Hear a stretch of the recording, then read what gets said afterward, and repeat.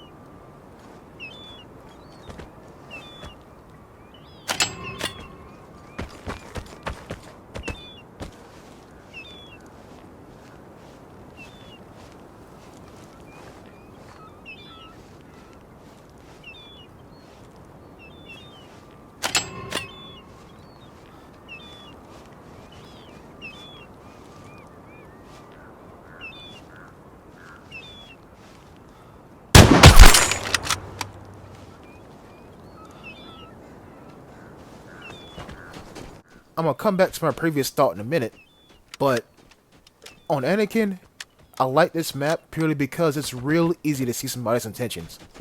Really easy. Because y'all just seen I spotted somebody near the barred house, but I don't see them. Which means either they're hiding, or they're getting shot at. They might be getting shot at, right? Luckily for me, I killed this guy because he has 2 AKMs. 2. And a 6.29. Both of which, you know what? Let me ask y'all a question. Which do y'all consider the more dangerous weapon? An AKM or the 6.29? Personally, I'm going to say the 6.29, as I spot somebody over that ridge line. I'm going to say the 6.29 because all it takes is literally 2 hits to the chest and you gone. You gone. You out of here. That's it. An AKM, while it hits hard, it's pretty damn inaccurate. The plane is coming. Prepare to fight for the airdrop. It's pretty damn inaccurate. So, that's my vote. But yes, back to my previous question as I spot somebody else right there. Actually, no. Screw my previous thought. That guy, like I said, it's really easy to spot somebody's intentions. Where is he running toward? If you said the detector, then you're right.